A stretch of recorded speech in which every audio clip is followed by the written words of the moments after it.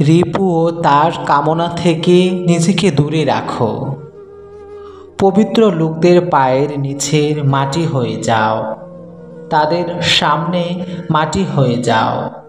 প্রভু মৃতকে জীবিত করেন এবং জীবিতকে মৃত করেন। একমাত্র মুমিনই জীবিত, কাফের মৃত, তাওহীদবাদী জীবিত, মুশরিক মৃত। তাই প্রভু পাক কালামে বলেছেন, সৃষ্টি জগতের সর্বপ্রথম মৃত ব্যক্তি হল ইবলিস, অর্থাৎ সে আমার অবাধ্য হয়েছে, তাই সে মৃত। এটা হচ্ছে আখিরি জামানা। বেশধারী, ধার্মিক ও জুটি কথার বাজার জমজমাট। মুনাফিক, মিথ্যাবাদী ও দাজ্জালের সাথে বসবে না। তোমার উপর তোমারই আক্ষেপ হওয়া উচিত যে তোমার নফস মুনাফিক, মিথ্যাবাদী ও কাফের, সেটা পাপী ও মুশরিক। তুমি তার সাথে কি করে বসতে পারো? তার বিরোধিতা করো, সহায়তা করো না, তাকে বন্দী করো, মুক্ত ছেড়ে দিও না।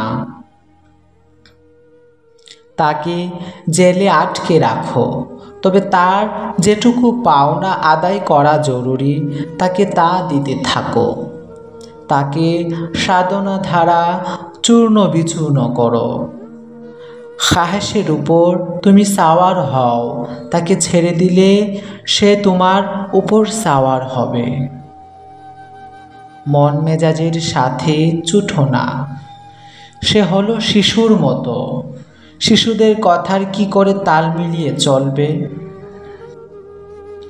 এখন রইল শয়তান, সে তো তোমার দুশমন, তোমার বাপ আদম আলাইহিসসালামের দুশমন। তা সত্ত্বেও তুমি কি করে তার প্রিয় হতে পারো, তার কথা শুনতে পারো?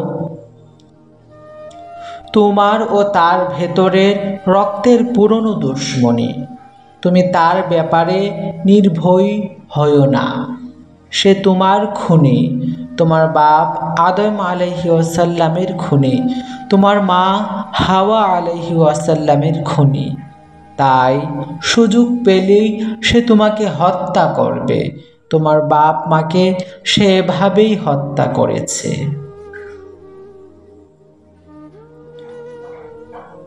বড় পীর হযরত আব্দুল কাদের জিলানী রহমাতুল্লাহি আলাইহি।